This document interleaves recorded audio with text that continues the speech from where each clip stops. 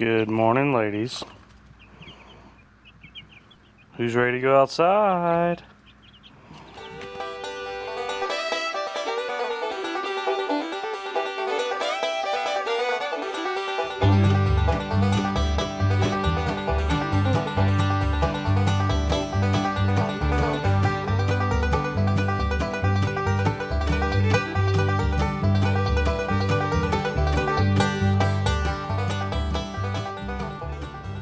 Good morning, guys and gals. Today we get to move the chicks.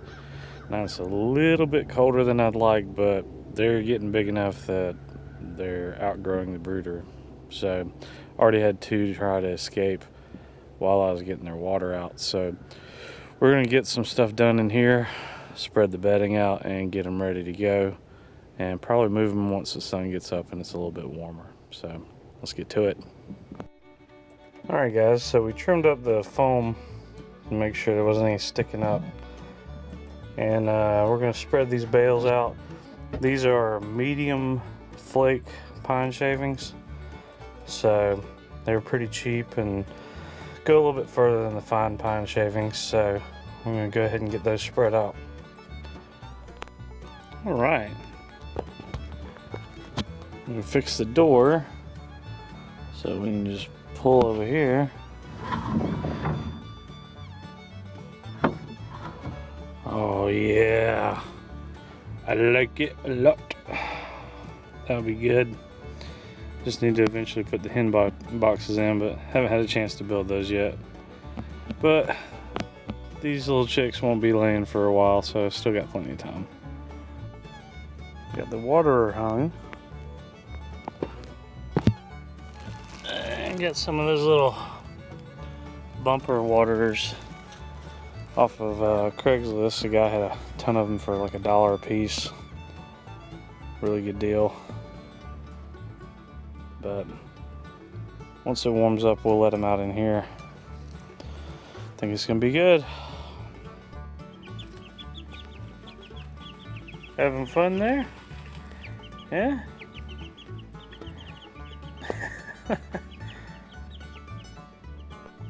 That was fun, but we got them all in the pet carrier. Had one escape, so not too bad. So let's move them. What do you ladies think? A lot more room to play in here, huh?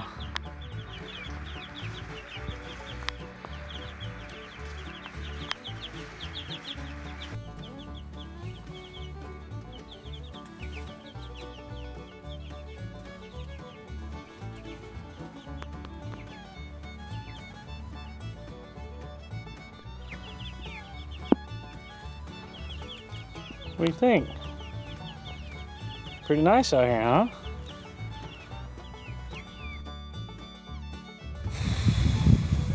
Two things. One, the chicks like the pen. And two, they can fit through that wire. I just spent the last 20 minutes chasing 3 chicks that got out. And let me tell you, they're faster than people. Yeah, but we got them back in. They're knocking on the door to go back outside. Not till y'all get bigger. Or I'll put some more wire on the bottom there.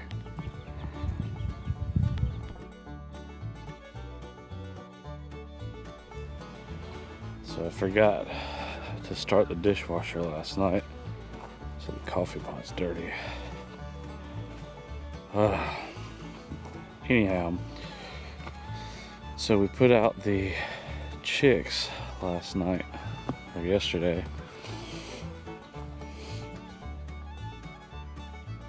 I smell a skunk. That's not good. Actually smells stronger over here near the coop, so this might get interesting. Anyhow, we put the chicks out yesterday. And it wasn't supposed to get down below freezing last night. It got down to 31. Good thing is, I hear chirping. So let's check on the ladies.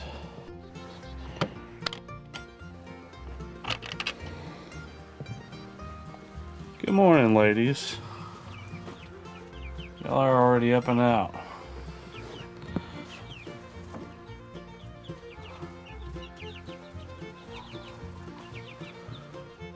They figured out that that's the door that goes outside, and because some of them got free yesterday, they've been pecking at it and knocking on the door to go back out.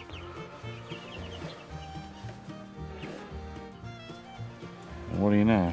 Their water didn't even freeze. Good job, ladies.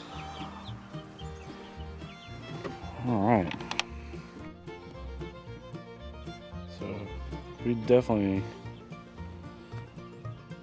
had a skunk at least stop by, because it stinks. Good Lord, does it stink over here.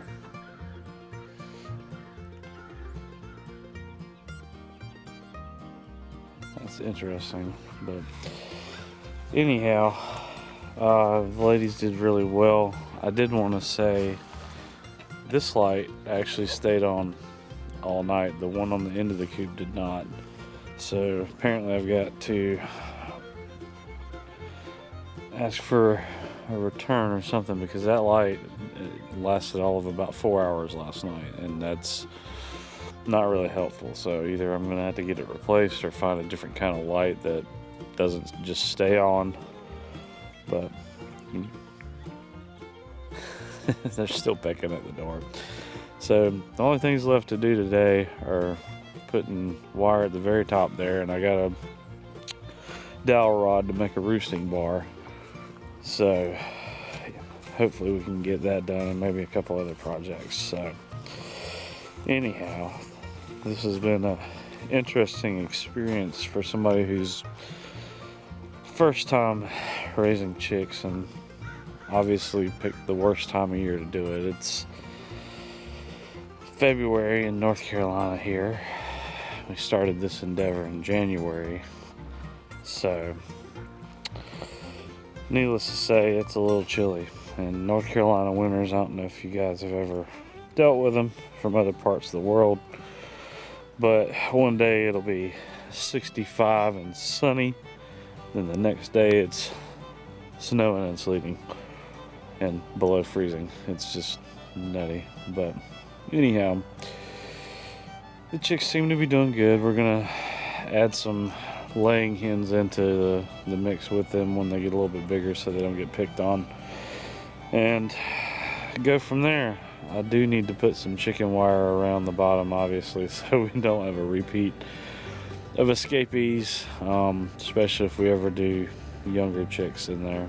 But man, this air is cold. Let's go inside. My hand's going numb from holding the phone. But anyway, it's been a good experience. Oh, it's dark. Oh, let's see. Find the light. There we go. So overall, it's been a good experience. Lots to learn still, but there's a lot of resources online. Switch hands. There's a ton of resources online, and I will warn you, you can waste a lot of time reading debates over different things and this, that, and the other, and what kind of bedding and what temperature they can do. And that's the biggest thing I've been looking up, is what's the minimum temperature for the chicks that they have to have. And so far, the only resource I've found that has definitive numbers, as well as a really good, not just guidelines, but a good narrative about the issue, is Joel Salatin's book, Pastured, Poultry Profits. I actually bought that book on a recommendation because it has a lot of information about raising chicks, not just for meat, birds, and money, but there's a lot of information in there about raising chicks in a brooder and then putting them outside. So if you are thinking about raising chickens, even though you may not be wanting to do meat birds or even mobile tractors, it's got a lot of information in there, not only about chicks, but about health, about issues they've run into and how they've fixed them. And it's written such that it's very easy to digest. He's a great storyteller. It's kind of funny. I grew up in a small country town, and the way he writes reminds me a lot of how folks talk and how folks tell stories. So it's not this technical jargon going over your head. It's very relatable, very simple and easy to understand, but a lot of good information. So I highly recommend that book. I'm going to put a link to that book below. I don't have an Amazon affiliate link, so I'm not making any money off of this. It's just good information that I've found. So definitely been a learning curve. There's some things I'd do differently next time, and we'll discuss that in another video. I'm going to sit down and collect my thoughts on that one. Definitely would put smaller hole fencing on the pen the first time, so I don't have to chase chickens around the yard and be a spectacle for the neighbors. So anyhow, this has been a fun time, and lots more to come. Appreciate y'all coming along with us, and hopefully there'll be a lot more videos. Maybe eventually I'll get a camera and a tripod so I can actually set up filming for catching moments, like chasing 3 chickens around the chicken coop for 20 minutes. But anyways, hope y'all had fun. I definitely have had fun so far, and y'all take care. That's right, we upgraded security around here.